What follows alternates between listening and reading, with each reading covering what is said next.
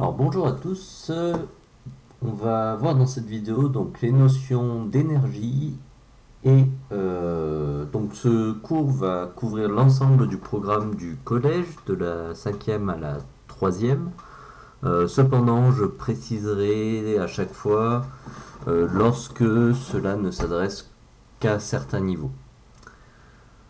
Alors donc l'énergie, on va commencer par discuter de ce que c'est. Alors l'énergie, c'est une grandeur qui va permettre de mesurer la capacité d'un système à soit changer d'état.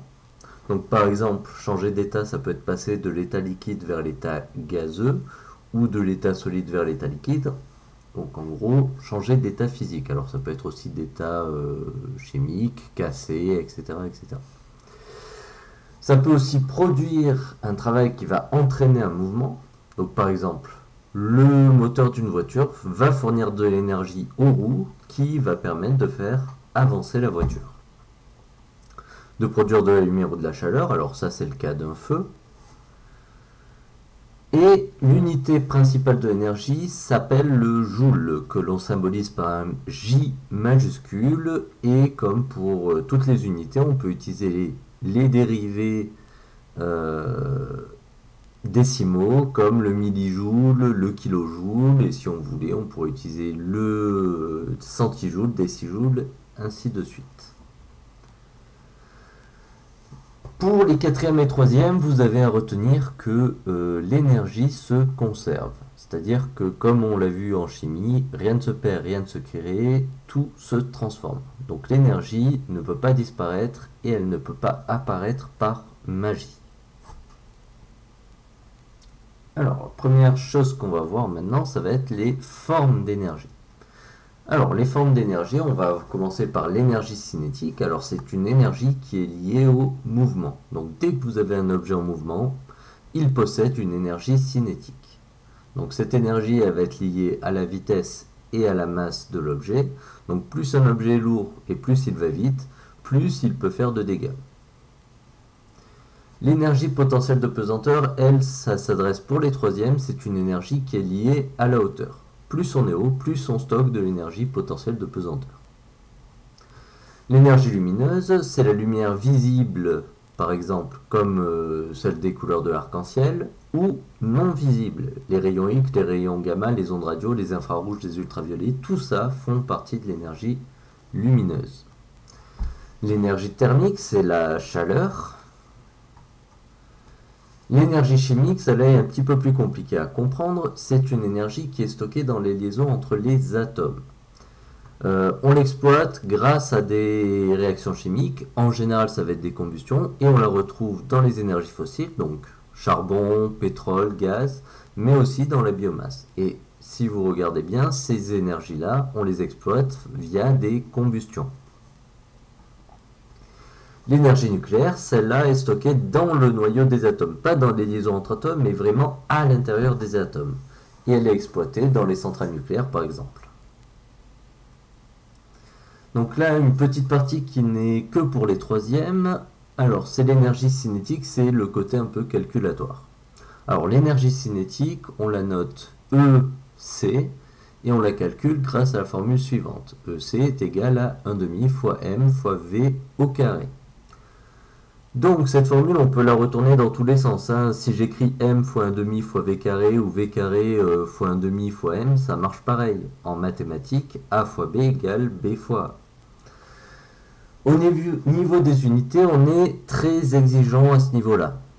Donc l'énergie cinétique est en joules, la masse en kilogrammes, la vitesse en mètres par seconde. Ça, c'est obligatoire. Vous n'avez pas le choix des unités pour calculer l'énergie cinétique. Sinon, vous allez faire n'importe quoi.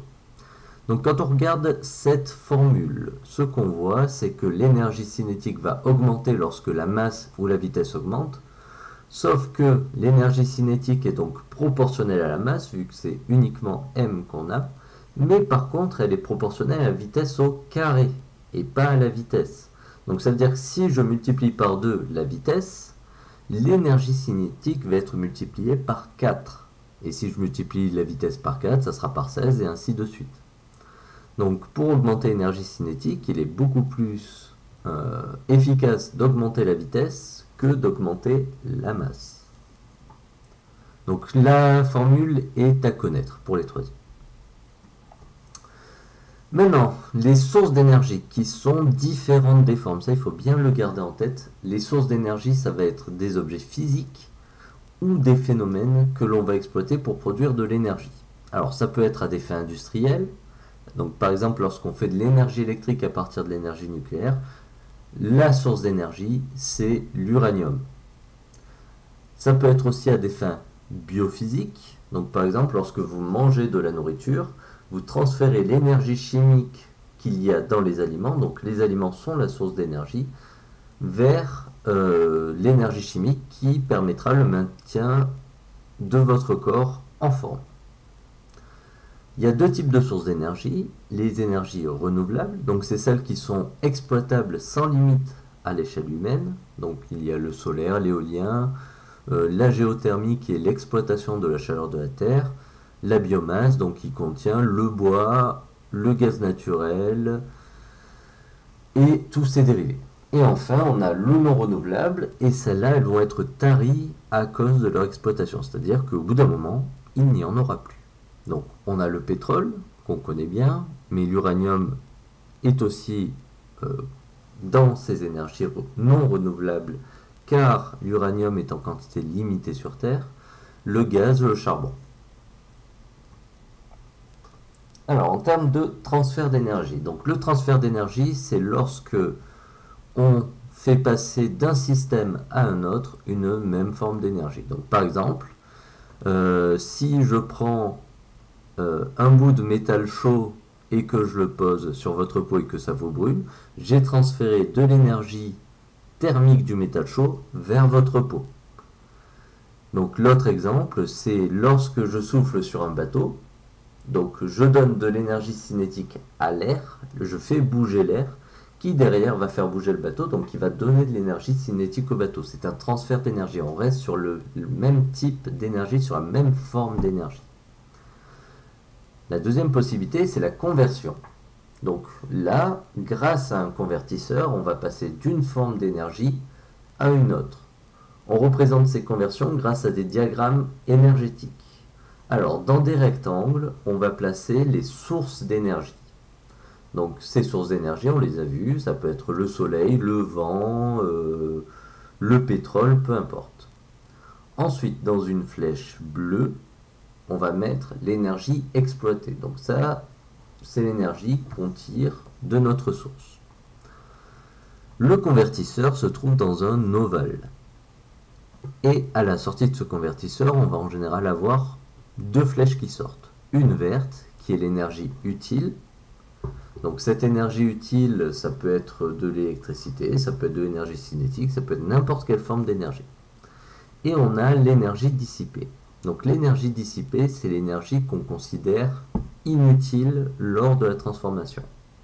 Donc par exemple, si je prends ce diagramme, je vais vous en montrer un autre. Si je vous montre ce diagramme, donc ici on a le branchement classique dans un générateur, dans un circuit électrique, pardon. Donc un générateur produit de l'énergie électrique qui va alimenter un moteur. Le moteur, lui, il va principalement fournir de l'énergie cinétique. Pourquoi? Parce que le moteur va bouger. Maintenant, lorsque le moteur tourne, vous le sentez à chaque fois que vous touchez quelque chose qui est en fonctionnement, en général qui est alimenté par de l'énergie électrique, ça chauffe. Mais cette chaleur-là n'est pas une énergie qu'on exploite. Donc cette énergie est considérée comme dissipée, c'est donc l'énergie cinétique qui est dissipée.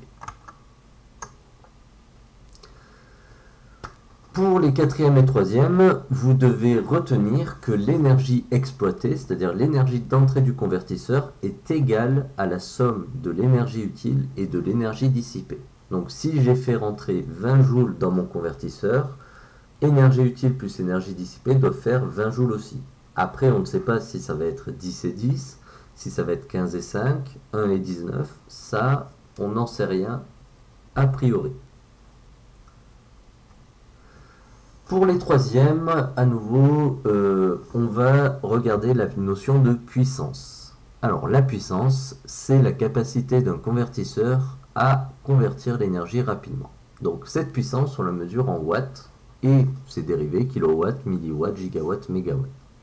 Alors donc, par exemple, un réacteur nucléaire qui a une puissance de 900 mégawatts, il va transformer 300 fois plus d'énergie nucléaire en énergie électrique par seconde qu'une éolienne de puissance 3 mégawatts. Donc l'éolienne, elle transforme l'énergie cinétique du vent en énergie électrique, mais du coup, elle mettra 300 fois plus de temps pour produire la même quantité d'énergie. Au niveau de la relation entre puissance et énergie, c'est une relation assez simple. L'énergie est égale à la puissance fois le temps. Alors, si on exprime l'énergie en joules, il faut que la puissance soit en watts et que le temps soit en secondes. Par contre, dans la vie de tous les jours et dans les réseaux électriques classiques, on utilise aussi d'autres types d'unités. Le wattheure, le kilowattheure ou le gigawattheure. Donc, pour pouvoir utiliser ces unités qui vont permettre de limiter un peu les zéros dans les résultats, on va utiliser donc comme unité de temps l'heure plutôt, et on va pouvoir utiliser les kilowatts ou les gigawatts comme unité de puissance. Donc là, il faut penser à faire des conversions. Donc ensuite, je vous ai mis quelques QCM. Alors là, ceux-là, ce sont des QCM pour tous les niveaux, à part le dernier, quatrième, troisième, même si il est relativement accessible pour les cinquièmes aussi. Et ensuite, un petit exercice corrigé type brevet que vous pouvez regarder. Ça sera tout. Bonne journée.